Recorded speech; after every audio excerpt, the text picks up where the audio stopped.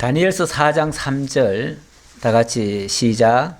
참으로 크도다 그의 이적이여, 참으로 능하도다 그의 놀라운 일이여. 그의 나라는 영원한 나라요, 그의 통치는 대대 이르리로다. 아멘. 그리고 요한계시록 17장 14절 시작.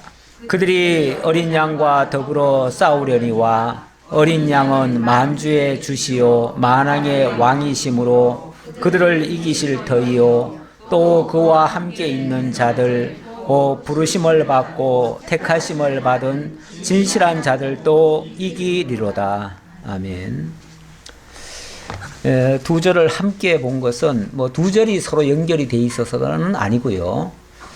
하나는 다니엘서를 대표하는 말씀이 되겠고, 또 하나는 요한계시록을 대표하는 말씀이 돼서 오늘 두 가지를 한번 같이 살펴보려고 각각으로 이렇게 또 같이 합독을 했습니다. 먼저 다니엘에 대해서는 그동안 문제를 제기하는 자들이 참 많았습니다.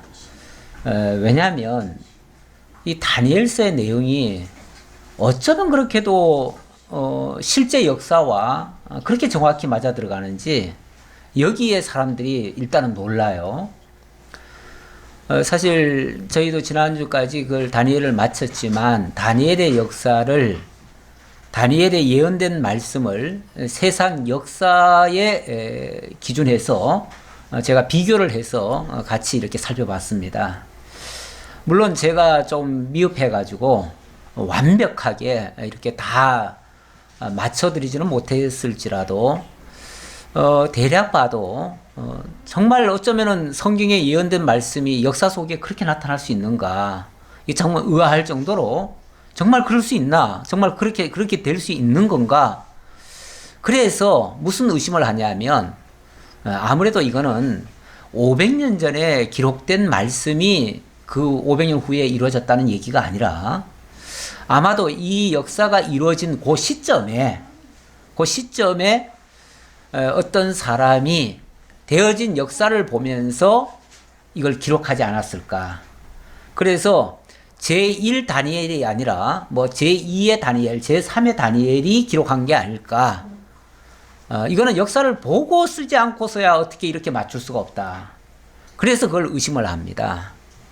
그래서 우리 인간 이성적으로 봤을 때 도저히 이건 납득이 안 된다. 고로 이거는 제2, 제3의 다니엘이 쓴 것일 거다 라고 얘기를 하는데, 만약에 그걸 역사를 보고 실제로 그 이후에 사람이 그걸 기록했다면, 그리고 제1 저자였던 그 다니엘의 이름을 빌어다가 그렇게 했다면, 그거야말로 위서 아닙니까? 그거야말로 억지로 갖다 맞춘 거 아니에요? 그러면 그게 성경적 가치가 있을까요? 그냥 하나의 역사책일 뿐이죠. 그거는 실제로 만약에 사실이 그렇다면은 그거는 우리가 하나님의 말씀으로 받기가 곤란하지요. 그런데 우리는 정말 실제로 바사 제국에서, 바벨론 제국에서 거기서 고관으로 근무도 하고, 또 실제 왕을 보필하기도 하고, 그 왕과 더불어 함께 있었던 그 다니엘이 실제로 받은 환상을 가지고 그 계시를 기록을 해서 남겨주었기 때문에, 그리고 그것이 실제 역사 속에서 그대로 이루어졌기 때문에, 야, 이거야말로 진짜 하나님의 말씀이구나. 진짜 하나님의 말씀은 살았고 운동력이 있고 빈틈없이 우리의 모든 것을 이렇게 변화시키고 세상 역사도 바꾸고 세상의 모든 나라를 당신이 다 주관하시고 다스리시는 그야말로 만군의 왕이요 만주의 주다. 그래서 우리가 믿는 거 아니에요? 그래서 우리가 믿는 거지. 만약에 역사 보고 있는 그대로 다 적은 거라면 어떻게 믿어요, 그거는? 그럼 역사는 거짓을 아니니까 믿을 수는 있지만, 그래가지고는 하나님에 대한 신앙까지 올라갈 수는 없는 거죠. 역사가 이루어진 것까지는 믿겠지만. 그러니까 그런 식으로 해석을 하는 거는, 신신학자들이 그렇게 많이 해석을 하는데, 그렇게 해석하는 거는 우리 하나님에 대한 절대적인 그런 어떤 신앙을 완전히 무너뜨리는 그런 결과가 되어집니다. 그래서 그렇게 혹이라도 누가 주장한다면 그것은 굉장히 안 좋다. 그건 우리가 받아들이기 어려운 거다. 이렇게 또 오해하고 그렇게 잘못 왜곡하는 사람들이 있는가 하면 또 한편에서는 이 부분이 뭐 역사적으로는 아예 생각조차도 안 하고 뭔가 막 너무 복잡하게 돌아가는 것 같으니까 이건 다 환상이었고 어떤 뭐 모양과 그림자 정도로 보여졌기 때문에 나중에 이렇게 미래적으로 이렇게 되어진다는 뜻이다라고 해가지고 어떤 약간 신비적으로 그렇게 증거하는 사람들이 꽤 있습니다. 특히 이거를 뭐라고 그러냐면은 묵시문학이다. 구약 시대의 묵시문학이다. 이래가지고 묵시라는 표현 사실은 뭐 우리 요한계시록도 우리는 요한계시록이라고 하지만 천주교 쪽에서는 요한묵시록이라고 하거든요. 그리고 또 다른 어떤 데서도 또 묵시라고 표현을 많이 해요. 그리고 실제로 증거하시는 목사님들 중에는 때때로 보면은 이거는 묵시다. 묵시의 내용이다. 그러면서 묵시라고 이렇게 자꾸 주장하는 사람들이 꽤 많아요. 그런데 묵시는 계시록과 묵시록과 뭐가 다르죠? 뭐 같은 말인가요? 감춰진 것과 펼쳐진 것. 예. 그 묵이라고 하는 거는요. 우리가 왜 암묵적 그러잖아요. 이 사실은 어두운 요소예요. 예, 그건 가리워졌다는 뜻이에요. 그건 숨겨져 있어요. 그러니까 묵시 그러면은 사실은 보이지 않는 세계고 알 수 없는 세계고 어떤 면에서 굉장히 신비적인 그런 세계예요. 그런 세계이기 때문에 그 어떤 의미에서 그거는 우리가 알 수 없는 영역일 수도 있어요. 그래서 그 부분은 밝히 보여준다는 개념하고는 틀려요. 왜냐하면 이 계시라고 하는 거는 열어서 보여준다는 뜻이거든요. 완전히 발가벗다라는 뜻이에요. 원래 계시라는 말은. 그러니까 발가벗겨서 속에 있는 것까지 다 끄집어내가지고 아주 낱낱이 다 보여주는 것과 뭔가 음침하게 숨어있는 것과는 의미적으로 완전히 다르잖아요. 다르고 묵시로 봐버리면은 이건 세계가 우리가 상상할 수 없는 세계가 돼버려요. 묵시 세계 그러면은 우리가 생각하는 그런 세계가 아니에요. 전혀 다른 차원의 세계이기 때문에 그런 세계는 사실 우리가 알 수가 없는 거예요. 알 수가 없기 때문에 냉정하게 말하면 그거는 그냥 영적으로밖에 해석이 안 돼요. 그래서 영적으로 풀어가는 거죠. 그래서 묵시록 해석할 때 많은 사람들이 영적으로 많이 흘러가요. 영적으로 흘러가면 영적이라는 게 이게 정말 야리꾸리해요. 왜냐하면은 이거 풀고 싶은 대로 풀 수가 있는 거예요. 그리고는 뭐 말만 안 돼도 그냥 전부 다 이건 영적이다 그래버리면 다 넘어가요. 그래서 해석은 되는데 해석 다 하고 난 다음에 사실은 남는 게 없어요. 왜? 영적이라는 거 어차피 모르는 거고 모르는 거를 그냥 우리들에게 보여줬을 뿐인데 그거는 하나의 그러면 오늘 우리와는 무슨 의미가 있나? 그거는 교훈적이고 우리의 삶의 어떤 지침서 정도로 교훈 정도로 윤리적으로 하나님 앞에 뭐 깨끗하게 살게 하기 위한 그 수단 정도밖에 안 돼요. 그렇게 되어지면 그걸 통해서 정말로 하나님이 보여주시고자 하는 근본적인 계시의 목적에는 도달하지 못하지요. 그래서 그렇게 보는 것도 매우 좋지 않다.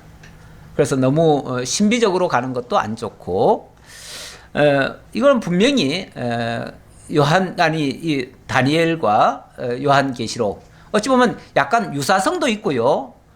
뭐 같은 계시적인 부분에서는 같잖아요. 그렇죠?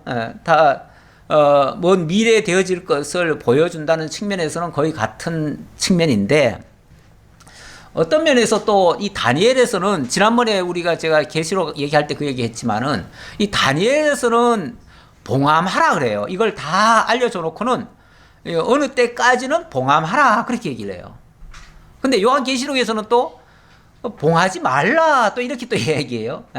그러니까 어떻게 보면 하나는 약간 가리는 듯한 표현이 조금 있기는 하고요. 또 하나는 이거는 이제 밝히 보여줘라 하는 의미도 있어요. 그러니까 약간의 그런 유사성도 있고 좀 차이성도 좀 있어요.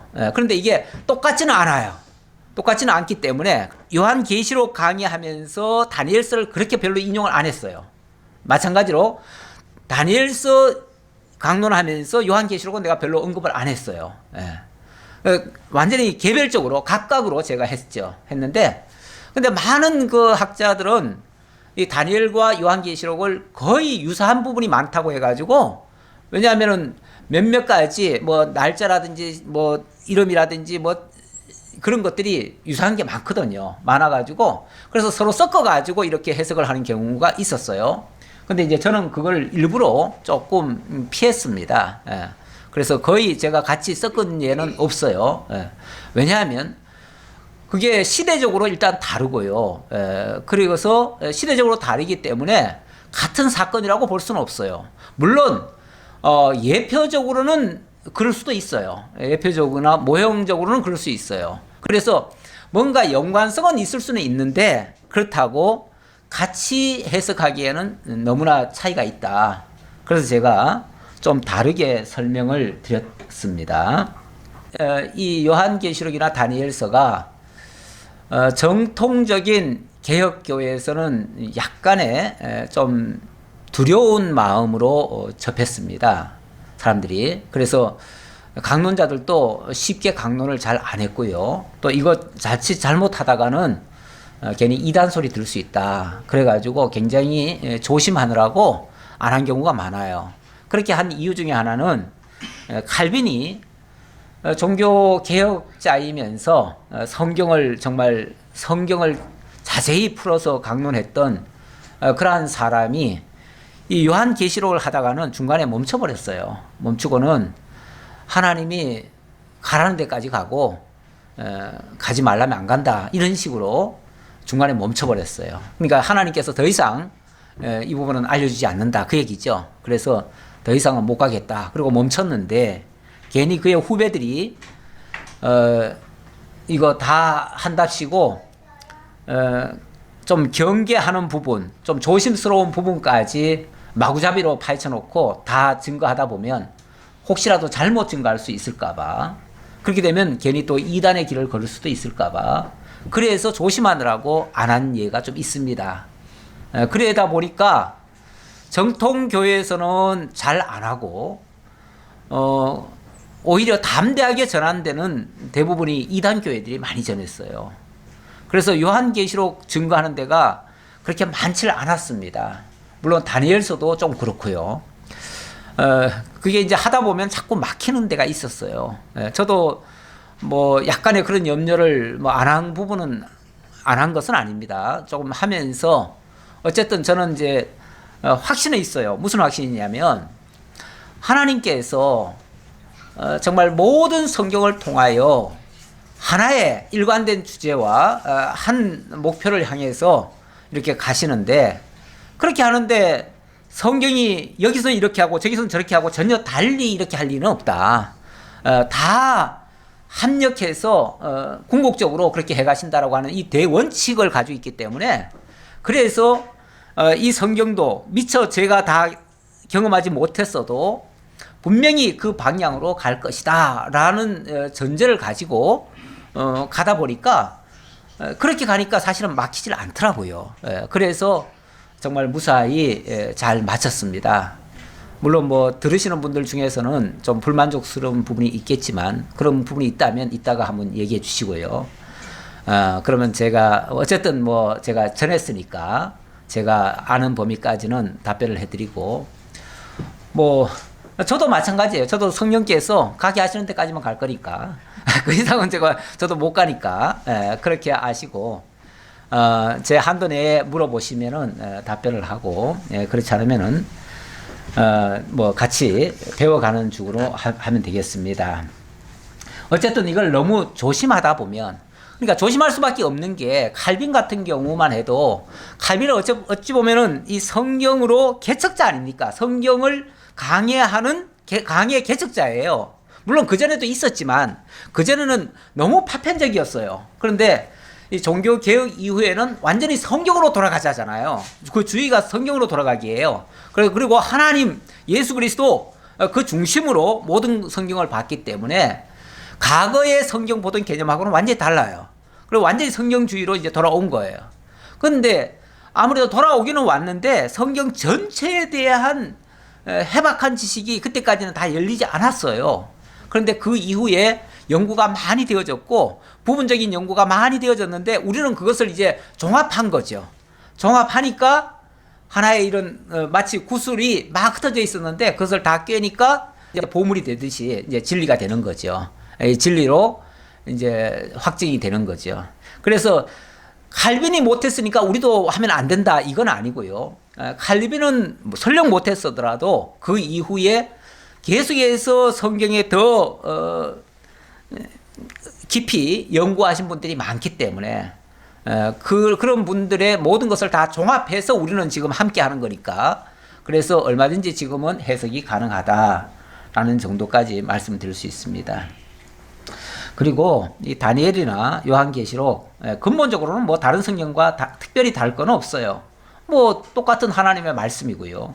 하나님의 말씀이 증거되는 방법이 조금씩 다를 뿐이에요.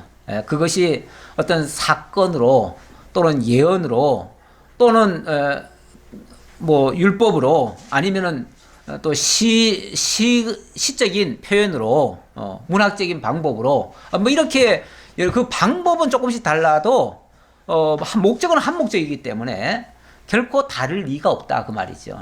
그래서 오직 하나님 여호와 살아 계시며 그분이 당신을 계시하기 위해서 언약하시고 언약대로 이루어 가시는 그 과정에 이런 역사들이 들어가고 여기도 당연히 그래서 언약이 있고 그 언약대로 성취되어지는 부분이 있다. 그래서 뭐 큰 틀은 언약 성취예요. 큰 틀은 언약 성취고 그 중심에 하나님의 역사로 말미암아 이루어진다. 그런데 하나님의 역사로 말미암아 이루어지려면 상황적으로는 도저히 저절로는 이루어질 수 없는 상황에 놓여 있어야죠. 그러다 보니까 그런 상황이 굉장히 안 좋은 상황이에요. 그런 상황이 예를 들어서 바벨론에 포로 잡혀갔고 또 바벨론마저도 바사 제국에 무너지고 그 다음에 또 뭐 헬라가 등장하고 로마가 등장하고 이런 어떤 세계 역사에 정말 말할 수 없는 그런 그 많은 어려운 일들이 발생을 해요. 그런 가운데도 꿋꿋이 하나님의 말씀은 변함없이 한치 오차도 없이 그대로 이루어지더라. 그러니 이 세상 역사를 결국은 주관하시고 다스리시는 분도 그들이 아니라 그 알렉산더가 아니라 그 고레스가 아니라 그들 위에서 주장하시는 그 하나님이시다. 그래서 그분은 정말 만왕의 왕이시다. 만주의 주시다. 오늘 4장 3절을 제가 요절로 삼은 이유는요. 이 부분이 조금 강조된 것 같아요. 참으로 크도다 그의 이적이요. 참으로 능하도다 그의 놀라운 일이요. 하나님이 하시는 일들, 그게 이제 언약하시고 언약대로 이루어 가시는 내용인데 그 내용들이 너무 놀랍다 그 말이죠. 너무 놀랍다.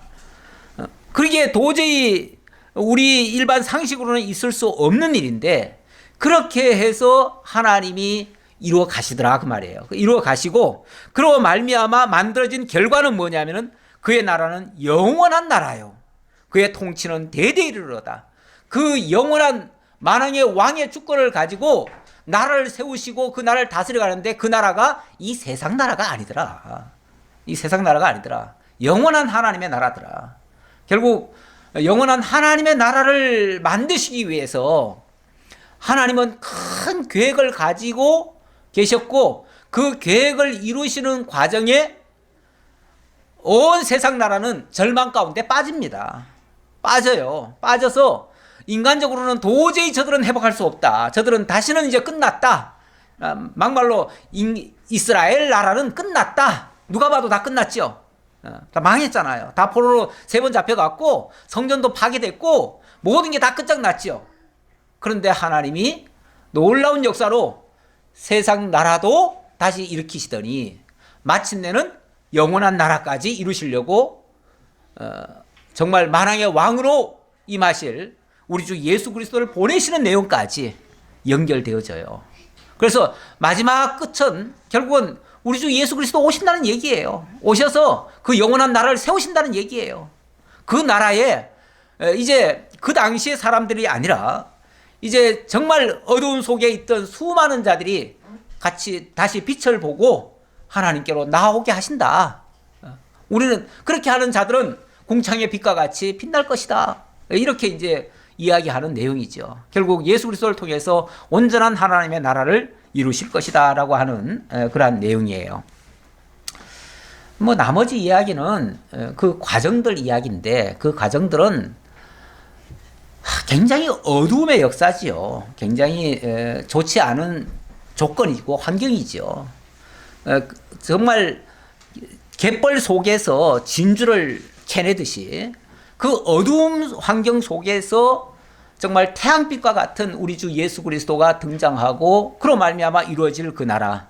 그래서 이제 본문에 우리 다니엘 본문에서는 세상 나라 그 환상 가운데 쭉 그 금신상 이야기 하잖아요. 그래서 뭐 위는 머리는 뭐죠? 머리는 금인데 그거는 그 저 바벨론 제국이다. 은은 메대 파사인데 그건 가슴이다. 그 다음에는 또 몸통은 또 동으로 돼 있는데 그것은 헬라다. 그 팔 다리는 그것은 뭐예요? 철과 진흙으로 돼 있는데 그거는 이제 로마다. 이제 이렇게 해석을 해줬잖아요. 이게 이제 역사 속에 실제로 그걸 얘기를 하고 있어요. 얘기를 하고 또 그때 그 마지막 끝에 한 뜨인 돌이 작은 돌이 떠가지고 그 돌이 그 모든 것들 다 무너뜨리더라. 그래서 세상 나라는 다 무너지더라. 그리고 영원한 나라가 태산 같은 영원한 나라가 세워지더라. 그 나라가 바로 우리 주 예수 그리스도를 통해서 세우실 그 하나님의 나라 아니냐 그 얘기죠.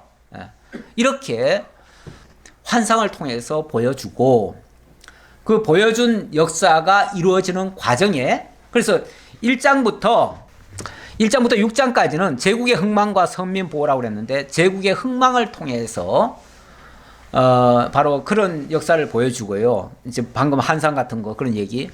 그 다음에는 7장부터 12장까지는 선민 회복과 성민 나라 예언인데 이 선민은 이스라엘 백성을 얘기하는 거고 성민이라고 하는 것은 하나님의 나라 백성을 얘기하는 거예요. 결국은 이게 이스라엘 나라에 대한 이야기뿐이 아니라 하나님의 나라로 이루어진다라는 얘기까지 하려고 제가 성민이라고까지 얘기를 했습니다. 예, 거의 정도가 이제 다니엘의 이야기고요. 다니엘의 이야기이고요. 그 다음에 이제 계시록 얘기를 조금 해볼까요? 예, 계시록 얘기는 제가 아까 요절을 17장 14절을 했습니다. 오늘은 일단 지나간 거를 제가 한번 훑어드리는 거예요. 훑어드림으로써 배운 내용이 새록새록 생각나도록. 오늘 목적은 그거지 뭐 제가 여기서 뭘 자세한 내용을 알려드리려는 건 아니에요. 그래서 지금까지 다 배웠는데 배운 것이 왜냐하면 우리가 지나가니까요 다 잊어버리더라고요. 잊어버리는데 참 묘한 게 다시 한번 후루룩 훑어봐도 그게 또 생각이 나요. 그래서 시험 치러 갈 때 벼락치기 공부가 그렇게 효험이 있어요. 그러니까 평소에는 그냥 지그시 느긋하게 배우는데 그거는 그렇게 와닿질 않아요. 왜냐하면 평소에는 슬슬 농땡이 하면서 하잖아요. 그러다가도 마지막 시험 하루 이틀 앞두고는 벼락치기 공부하는데 그때 한 게 그나마 중간에 들었던 거 좀 빼먹었어도 그게 그래도 생각이 나고 그래도 한번 훑어만 보는데 훑어보는 게 그래도 괜찮아요. 그래서 제가 오늘은 그냥 훑어보는 정도.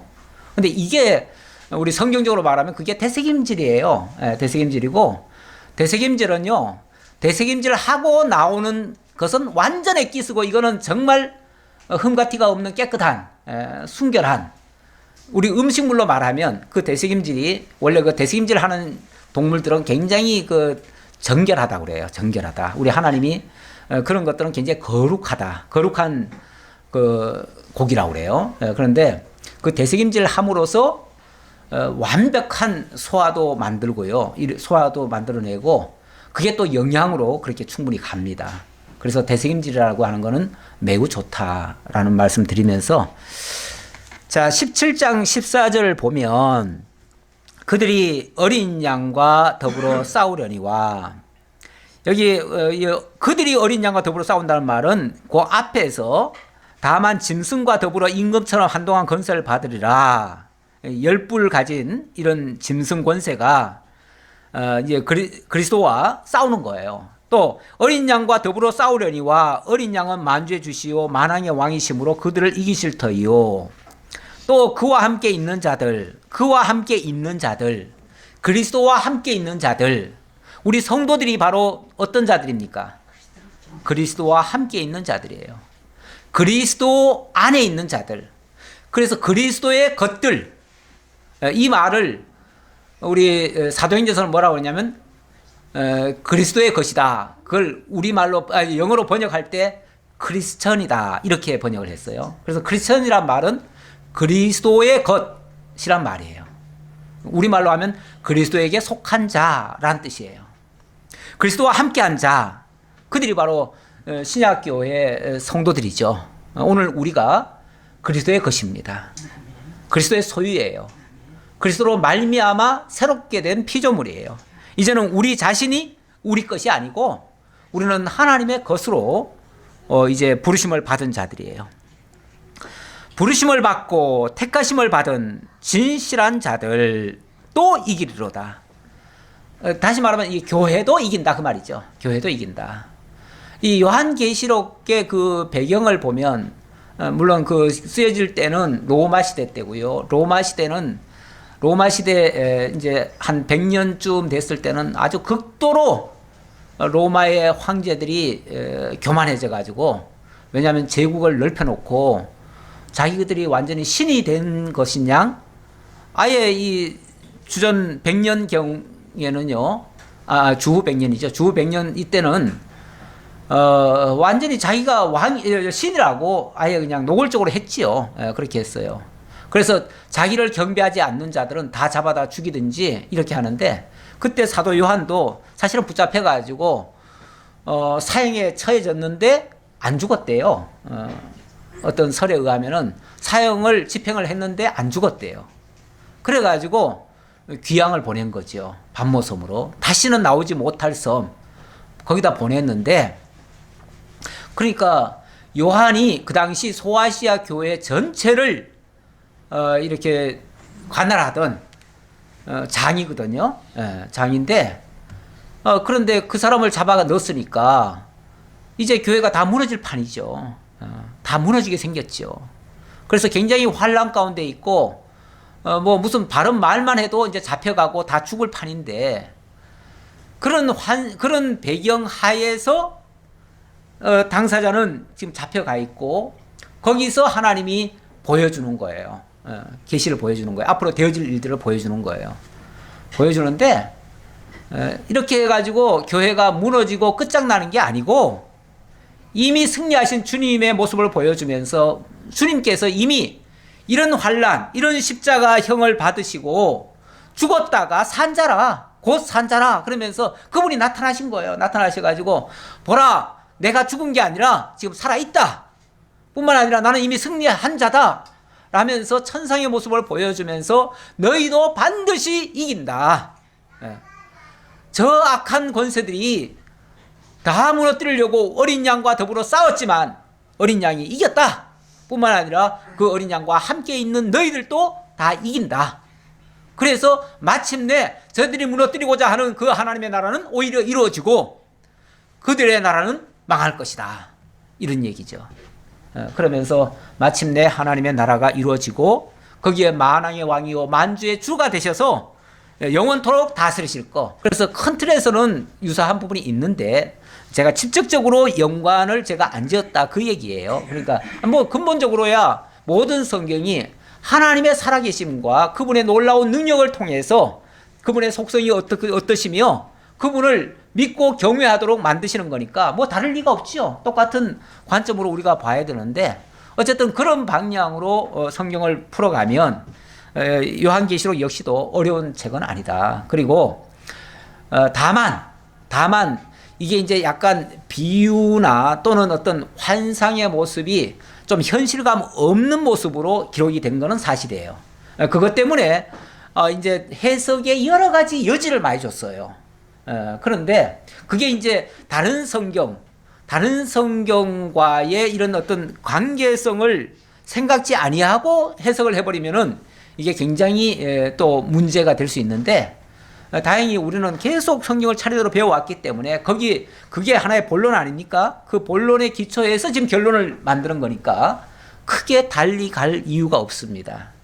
우리가 서론 본론을 제대로 배우면요, 결론은 어찌 보면 자동으로 나와요.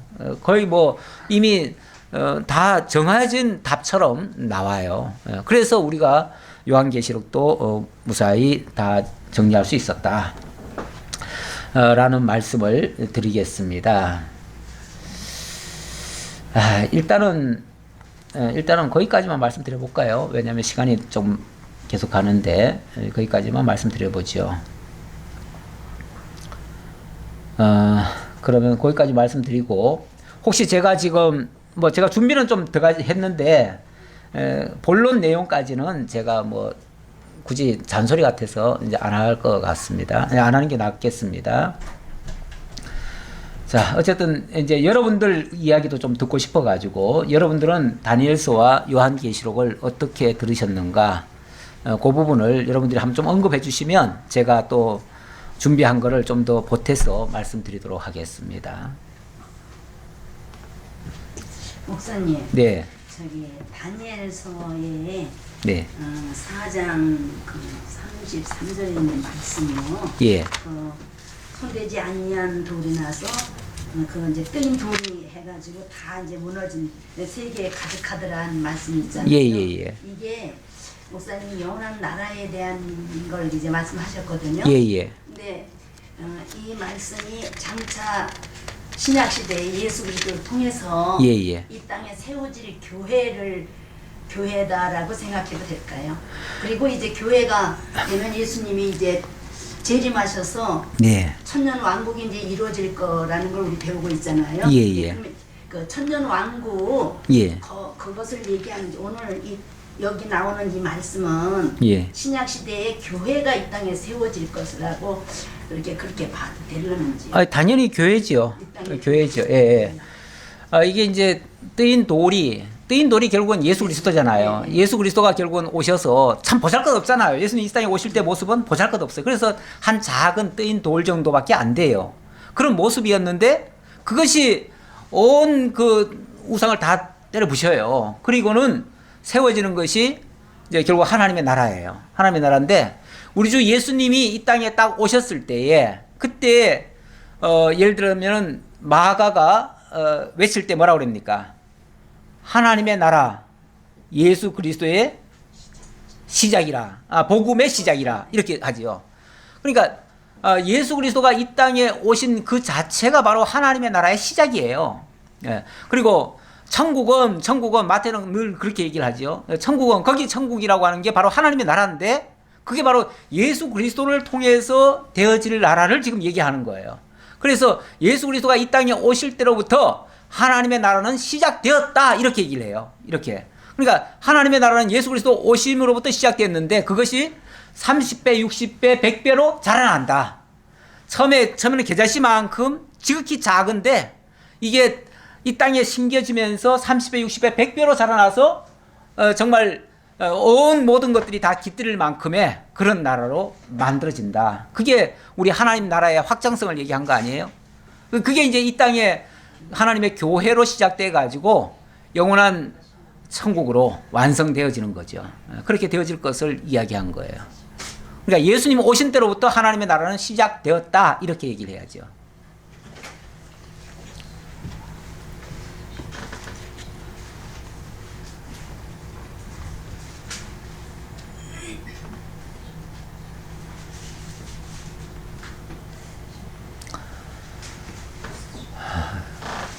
요한계시록에서 그 자주 언급된 내용이 나는 알파와 오메가요, 처음과 나중이요, 시작과 끝이라.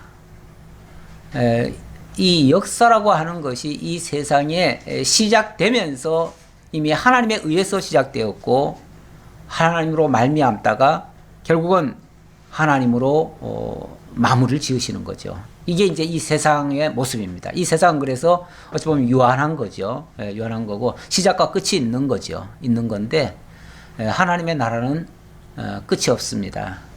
왜냐하면 영원에서 영원으로 이어지기 때문에 그래서 끝이 없는 그런 세계가 되는 것이죠. 우리는 지금 그 과정에 살고 있으니까 뭐 어찌 보면은 하나님의 승리는 이미 정해진 것이고 거기에 우리가 믿고 참여하는 자는 그 복을 누리게 될 것이고 그걸 믿지 못하는 자들은 그것과는 아무 상관없는 삶, 그야말로 거저 왔다 가는 그런 인생으로 끝나고 말겠지요. 그게 세상에서의 어찌 보면 심판의 모습이고 우리는 믿는 자들은 그 심판에 속하지 않는다 라는 말씀이 있었죠.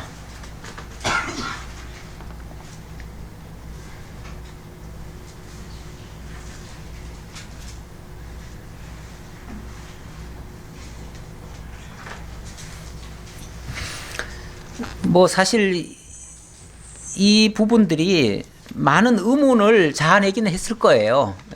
뭐 일일이 제가 반론의 기회를 안 드려서 아무도 반론을 안 하셨습니다만은 제가 만약에 기회를 드리면은 할 말은 많을 거예요. 근데 다 잊어버렸죠? 질문을 하려면 뭘 기억하고 있어야 되는데. 저는 질문보다는요. 예. 다니엘서 12장이 지금 전에 사경회 때도 다니엘을 했었고 예. 이번에도 이제 했는데 12장에서 예. 좀 역사적인 그런 부분 이런 거를 예. 좀 많이 헷갈려 했었거든요. 예. 요번에 좀 요2 개를 좀 많이 제대로 예. 확실하게 이해를 한 것 같아서 예. 좋았거든요. 그래서 제가 사실 그 사경회 할 때쯤에는요, 이 로마치아에 있었던 사건은 제가 잘 몰랐어요, 솔직히 그때는. 그 부분을 잘 몰랐고, 그 부분에 대해서는 이번에 조금 더 제가 이거 강론하면서 좀 더 살펴본 내용입니다. 그 살펴보니까 또 너무 또 그 내용이 잘 맞더라고요. 그래서 제가 그냥 증거했습니다. 그리고 너무 여기가 너무 간단하게 나와 있잖아요. 그렇죠. 사실은 역사는 몇백 년 기간이 그렇죠. 있는데 예. 너무 간단하게 나오고 이제 숫자가 나오고 예. 뭐 봉화명 뭐 이런 게 나오다 보니까 좀 저는 그래요. 그러니까 어두운 시절 사실은 요한 그 세례 요한이 오기 전에 마지막 선지자부터 예. 어두운 시기를 지금 너무 간단하게 써놓으니까 예. 그게 좀 힘들었었는데 네, 요번에 하면서 예. 좀 많이 알게 돼서 너무 감사했어요. 예, 감사합니다. 사실 다니엘로서는 먼 미래에 이런 일이 있을 거라고 그러는데 솔직히 감도 안 오고 그냥 자기 민족이 이런 엄청난 환란에 처하게 될 거라는 그거에 그냥 놀래가지고 기절까지 했잖아요. 며칠간 끙끙 앓고 잠도 못 자고 밥도 못 먹고 정말 죽을 지경까지 갔었지요. 그랬다가 천사들이 구체적으로 그 내용을 알려주니까 그제서야 정신을 차리고 마지막에는 이 소망으로 이제 마무리를 지었지요. 소망의 말씀으로 마무리를 지었는데 그러지 않으면은 다니엘도 정말 절망 상태에 빠질 수 있었던 말씀이죠. 그러니까 이게 그 당시에 알려지면 안 되겠기에 거기서는 봉함하라라는 표현을 했었고 요한계시록에서는 이제 더 이상 봉함할 수 있는 내용이 아니기 때문에 그때는 다 봉한 것을 다 열으라고 오히려 얘기를 한 거죠. 봉함하지 말고. 봉함이 되니까 그 어두운 세상 유지가 되고 결국은 제일 어두울 때 예수님이 그렇죠. 오시게 되는 거죠. 예. 우리 예수님의 말씀 속에 그 무슨 비유 속에서 그런 게 있었어요. 적들이 다 알아버리면요. 하나님의 역사가 이루어지는데 장애가 와요. 그래서 때로는 숨겨야 될 게 있어요. 숨겨야 될 게. 그래서 알지 못하게 하라. 뭐 예를 들면 알지 못하게 하라. 그런 것도 있어요. 우리가 복음을 전하는데 모든 것을 다 알게 하지만 물론 우리는 그냥 무조건 전하기만 하면 들을 자는 듣고 구원에 참여하지만 못 들을 자는 알아서 못 들어줘요. 알아서 못 들어주기 때문에 우리가 그것까지 걱정할 필요는 없는데 자관 못 들을 자들은 정말 못 알아들어요.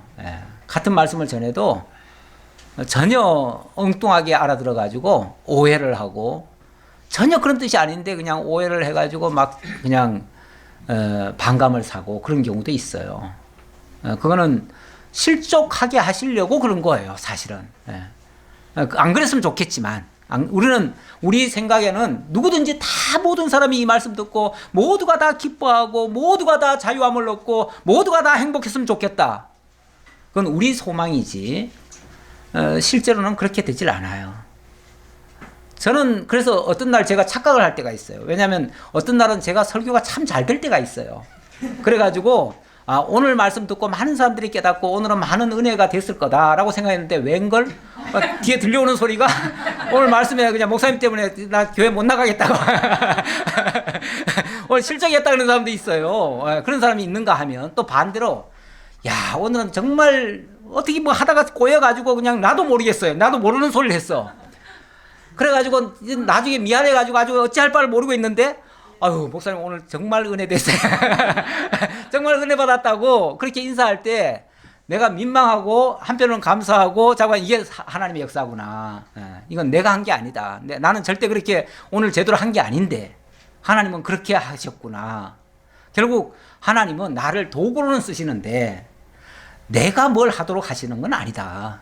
그래서 결국 당신이 하셨고 영광은 당신이 받으시고 이렇게 하신다. 목사님 저는요 성경 말라기서가 이제 구약 성경으로 이제 말라기서 끝나고 예. 나머지 이제 400년 동안에는 예. 뭐 암흑 시대라고 예, 이렇게 하잖아요. 예. 근데 지난주에 목사님이 뭐 165년 막 쭉 예. 하시더라고. 예. 저걸 어디서 찾나 저는 많이 당황을 했거든요. 예. 저 말씀이 도대체 어디에 있나 당황했어요. 예. 분명히 성경은 말라기서에서 끝났는데 그거보다는 신약인데 예. 계속 역사를 하시더라고요. 그래서 예. 저 말씀을 어디서 찾나 물어보고 싶은데 못 물어봤거든요. 예. 얘기해 주세요. 이제 중간사라는 게 있어요. 그게 성경에 있어요. 아니 성경에는 없어요. 없죠? 예. 역사적으로. 예. 근데 이제 중간사라는 게 마카비 상하서라든지 이제 그건 이제 외경이에요. 외경에 보면 몇 군데에서 그 중간사에 기록된 내용들이 있어요. 그건 우리는 성경으로 채택을 안 했어요. 근데 천주교에서는 그걸 성경으로 채택을 했어요. 그래서 천주교가 어떤 면에서 역사적으로는 더 많은 것을 지금 배우고 있어요. 근데 그런 내용들은 그 중간사에 다 나와요. 중간사에 나오고. 근데 성경에는 없는 거죠. 성경에는 없죠. 성경에는 이렇게 예언된 것만 있지. 예언된 건 있는데 그 예언이 어떻게 구체적으로 전개됐는지는 우리가 알 수 없는데 이제 그 마카비 상하서에 그 헬라 시대 때 그런 얘기들이 많아요. 로마 시대 때, 헬라 시대 때 그런 얘기가 있어요. 그런 책이 있어요. 예, 성경책이 있어요. 그런 성경책이 예. 그 이제 천주교에서 쓰는 성경책. 성경. 우리가 쓰는 성경책은 아니고. 근데 그게 이제 한때는 우리나라 우리 교회와 천주교가 공동으로 번역할 때가 있었어요. 그걸 뭐라고 그러냐면 공동 번역이라고 그래요. 그래서 한때는 공동 번역을 했는데 우리 개혁교회에서는 그거는 인정하지 않겠다. 그래가지고 그 뒤에 우리는 그걸 안 해요. 안 하는데 일부 교단에서는 그걸 해요. 그걸 써요. 쓰는데 우리도 그거를 완전히 무시할 건 아니고요. 거기서 역사적인 부분은 우리가 받아와야 되고요. 왜 그걸 우리가 다 성경으로까지는 채택을 못하냐 하면은 그 성경적이지 않은, 그러니까 다른 성경과의 공통적인 일관성이 있는 그런 진리 체계가 아닌 것들이 있어요. 좀 예를 들어서 좀 신비적인 거라든지 좀 약간 무속적이라고 보이는 거, 그런 것들이 좀 있어요. 그런 것들이 있어가지고 그런 것들은 우리 교회가 받아줄 수 없는 내용들이에요. 그래서 그런 내용을 우리는 채택하지 않겠다 해가지고 채택을 안 했을 뿐이에요. 그 당시도 기록이 없었던 건 아니에요. 있었어요. 있었는데 우리가 정경으로 안 받은 거예요. 정경이라고 하는 건 캐논이고, 캐논이란 말은 잣대라는 말인데 표준이란 말이에요. 기준선인데 우리는 그걸 기준으로 안 삼았어요. 그리고 요것만 이제 정경이다 라고 여기다 캐논이라고 하는 딱지를 붙여놓은 거예요. 우리 왜 식품에 보면은 믿을 만한 식품 뭐 붙이죠? 그뭐 Q 마크인가 뭐가 GD 마크인가 붙이죠. 쉽게 말하면 그 마크가 붙은 것이 우리 정경이고요. 그거는 안 붙었지만 그래도 먹을 만한 게 있어. 뭐 농약도 좀 치고 했어도 그냥 먹으면은 아주 해롭지는 않고 그런 것들이 있어요. 그런 것들을 천주교에서는 외경으로 받아들여 가지고 거기다가 기록을 해놨어요. 그래서 그거는 주로 우리는 이제 거기서 역사 부분만 따와요. 역사 부분만 채택을 하고 실제 그걸 가지고 강론을 하거나 그렇게는 안 해요. 예. 그 차이가 있습니다.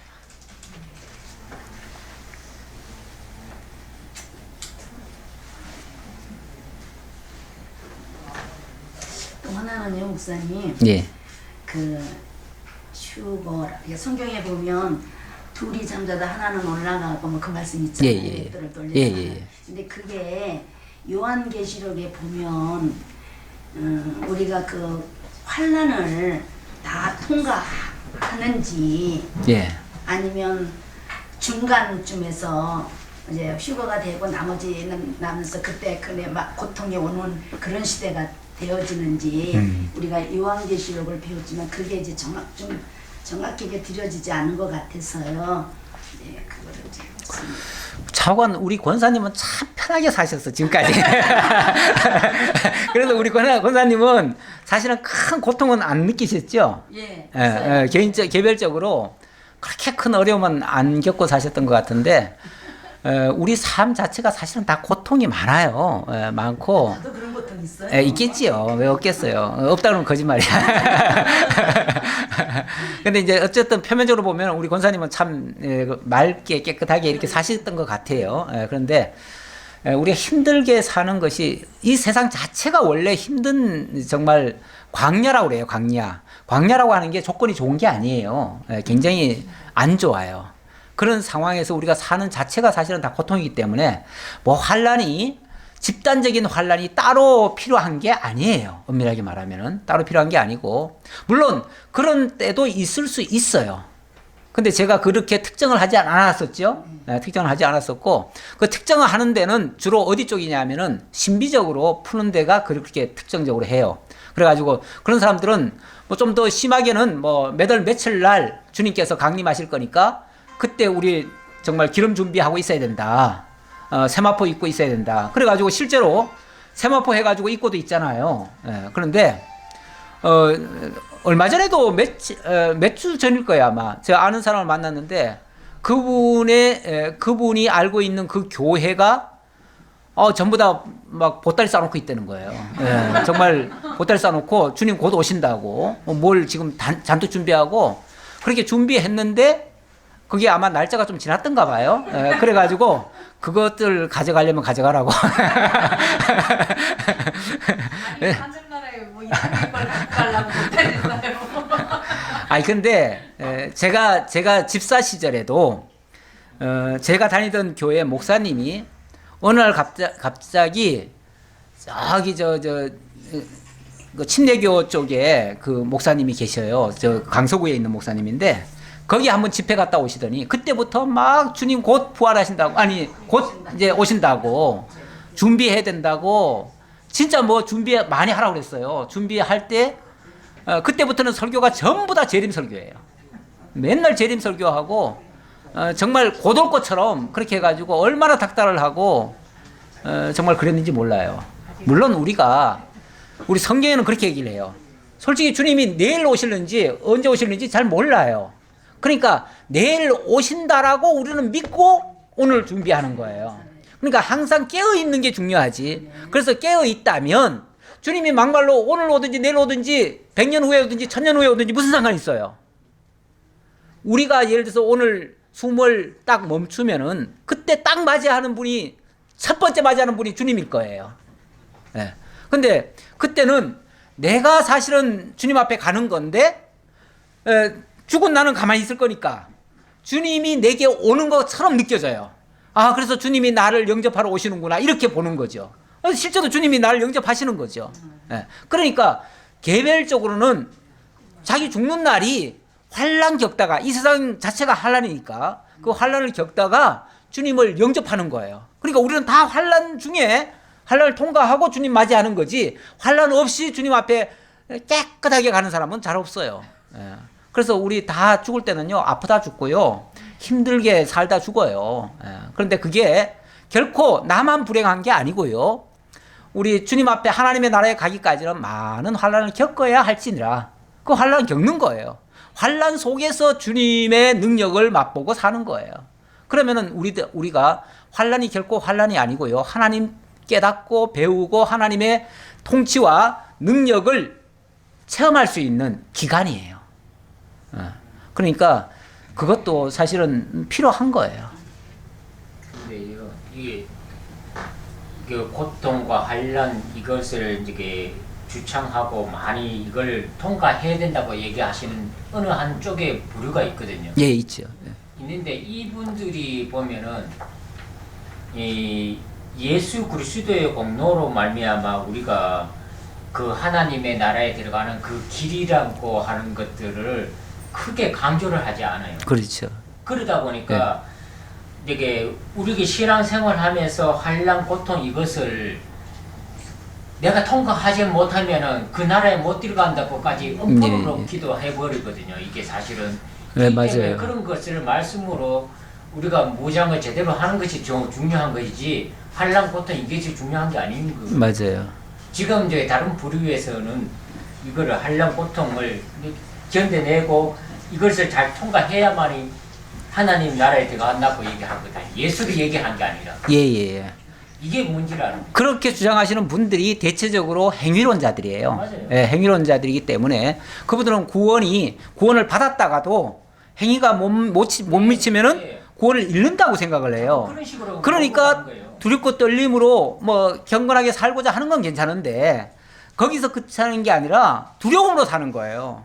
근데 이 두려움이라고 하는 거는 원래 우리가 예수 안에서는 모든 두려움을 다 제거하거든요. 예. 그래서 거기서 벗어나고 자유함이 진리를 알지니 진리가 너희를 자유케 하리라 했는데 자유가 아니라 그들은 사실은 그 억압에 그 두려운 마음에 공포심에 두려운 마음으로 진짜 하나님을 믿는 거죠. 안 믿으면 지옥 갈까봐 막말로 지옥 안 가려고 발버둥 치는 거죠. 그런 하나님을 모르는.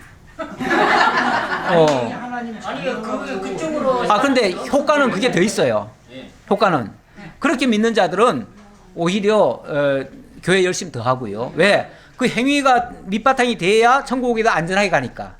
안 그러면 천국 가는데 지장이 있으니까. 근데 천국 가보지도 않았는데 자기가 모르는 거 아니야? 그래도 어쨌든 천국 간다고 믿지요. 믿기는. 네. 믿기는 믿는데 자기가 행위가 부족하다고 느끼는 거지. 그게 두려움만. 우리가 잘못 받아들이다 보면은 여기 빠져버린다니까요. 아니, 그러니까 예수를 하나님을- 빼버리고 그쪽으로 자꾸 마음이 돌아가거든요. 예수가 오셔서 모든 편안을 찾기 위해서 예수가 오신 거 아니야? 그럼 그걸 믿으면서 겁을 내가면서 예수를 믿을 바에는 그냥 안 믿고 겁 안 내는 게 낫지. 안 믿는 게 낫지. 아이.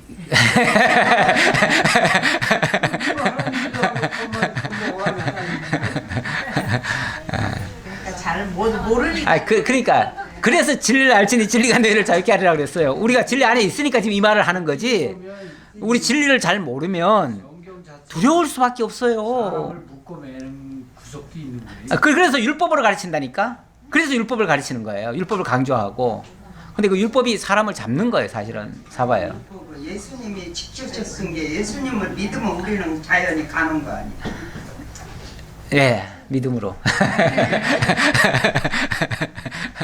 내가 믿는 게 아니라. 믿어져서 믿는 거. 예. 믿음을 주어서 믿는 거. 예. 예수님이 우리에게 의의 옷을 입혀주셨잖아. 내가 입은 게 아니고. 예. 가는 거지. 이제 답이 나오네. 예. 그래요. 예. 우리가 그만큼이라도 알고 있으니까 자유함을 느끼고 이렇게 신앙생활 편안하게 하는 거예요. 안 그런 분들은 사실은 이제 아주 굉장히 힘들어해요. 특히 그 이단에 빠져가지고 정말 쩔쩔매면서 신앙생활 하는 사람이 있어요. 정말 안 나가면 뭐 곧 죽을까봐 걱정하면서 그래서 빠져나오지를 못하는 거예요. 그 사람들은. 둘 중에 하나예요. 가면 천당 아니 지옥 갈 거 아니야. 그렇게 모험하고 싶지는 않죠. 안전하게 가고 싶은 건데. 하나님을 왜 믿냐고. 우리 생각은 그런데요. 그러니까 이렇게 전체를 보는 사람들의 눈과 그 안에 있는 사람들의 눈은 달라요. 그 안에 있는 사람들은 거기 나오면 죽는 줄 알아요. 그래서 절대 못 벗어납니다. 심지어는 온갖 협박과 온갖 못된 짓과 그런 것들을 다 겪으면서도 못 나와요. 거기서. 그래서 그래요. 이제 성경 전체를 이렇게 보면은 하나님께서 예수를 보내시겠다고 약속이 돼 있고 예언이 된 거잖아요. 예. 그래 되면은 결과적으로는 예수님이 오셨을 때에 그 이스라엘 백성들이 자기네들은 선민이라고 했지만 그 선민의 손에 의해서 이방의 법에 의해서 죽임을 당하잖아요. 예. 그렇게 결과적으로는 이스라엘 백성들은 자기네들은 선민이라 했지만은 그 이스라엘 백성들에게는 눈과 귀를 막아놓고는 죽이게 만들고 하는 그런 역사가 일어났던 거잖아요. 예. 그렇지만 우리는 그걸 보면서 그래. 그 복음이 우리에게 미쳤다는 것을 우리가 깨닫고 우리가 예. 은혜 받은 자라는 것을 깨닫잖아요. 그래요. 사실은. 예. 그런데 그 당시에는 자기네들이 그것이 제일 잘한 거라고 생각하고 맞아요. 했던 행동들이거든요. 예. 그렇지만은 근데 우리에게는 그런 것들 역사 흐름을 보면서 하나님이 우리를 깨닫게 하기 위해서 그러한 역사 승리가 진행되었다는 것을 우리가 보면서 우리가 진짜 성경을 전체적으로 보면서 우리가 은혜 안에 들어있는 사람이라는 것을 이게 느끼게 되는 거죠, 사실. 예. 감사하지. 예. 그래서 우리가 할 거는 진짜 감사밖에 없어요. 예, 정말 감사합니다. 그래서 성경을 자꾸 배우면 배울수록 아이고 감사하네요.